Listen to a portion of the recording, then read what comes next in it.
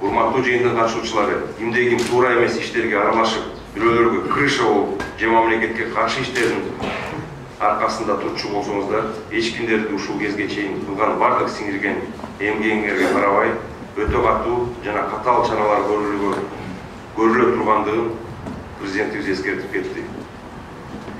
Президент тарабынан айтылган ар бир багыт, талап, кемчиликтер боюнча иш алып барышыбыз керек.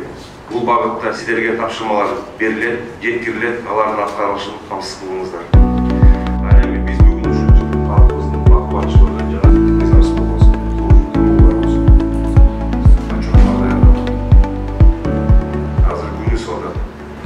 базарды контролго алып, тазалагыла. Элдерге условия түзүп бергиле. Тротуарлардын баарын тазалагыла. Содаларды жоготкула ошол жерде. Буларга иш орунду, жанагы иш орундарын жасап бергиле. Содага турган. Жөндөн жөн кууп чыкпагыла. Буларды окуткула болчу. Местасын түзүп берип туруп, андан кийин ошол жака көчүрүп, тротуар тегерек, базардың тегерек жерде, жана коопсуздук жагынан өрт өчүрүүчү унаалардын беспрепятственно өтүшү камсыз болсун. Азырына күн ысылат, пожарлар көп болот. Ошондой болбосун. Тоже киргизгиле, 9 айдын жыйынтыгын отчет бересиң. Эмне болот?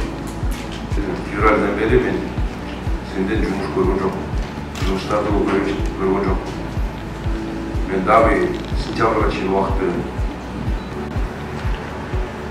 Азыр күнү содат. Карагыла кафелерди. Ошон үчүн жумушуңарды оңдоп, и коллегага отчетлар даярдап. Сиздер менен биргеликте Ош шаарынын 2022-25 жылдары карата өнүгүү программасынын аркылыгында талкууланган эмгек менен иш аракеттери жүргүзүп, шаардын келечегинин муундарына ар тараптан өнүккөн өлкөбүздүн түштүк борбору деген макамына ылайык шаарды курууга жетишебиз деген тереңдүү ишеничтемиз. Президенттин 64-жарлыгы бар. Жарлык мамлекеттик башкаруусуна, республика мамлекеттик башкаруусуна санариптик технологияларды киргизүүнү активдештирүү боюнча бир чаралар жөнүндө жарлык кабыл алынган. Баарыңыздарга бул жарлык мэрия тарабынан жеткирилген. Тилекке каршы аталган жарлыктын айрым талаптары бүгүнкү күндө шаардагы мекеме ишканалар тарабынан толук кандуу аткарылбай келет. Бул мекемелерде Ош шаар мэриясынан 3 жолу тапшырмалар берилген. Электрондук документ жүгүртүүгө өтүү боюнча кызмат инфодокска тилекке каршы письменный дагы эскертүүлөр берилген. Бүгүнкү күндө аталган мекемелер ушул күнгө чейин электрондук документ жүгүртүүгө өтө элек. Алар билиш керек, что мэрияда, коллегияда чечимдер ушундай кабыл алынып атат. Ишкекке кайрылып жатат, бирок биздики запланировка болгон жерде иштерди чачтан. Бирок буга чейин бир да кабыл көргөн жок. Өтөмө десе кагазыбыз келелек, бизди бекителек.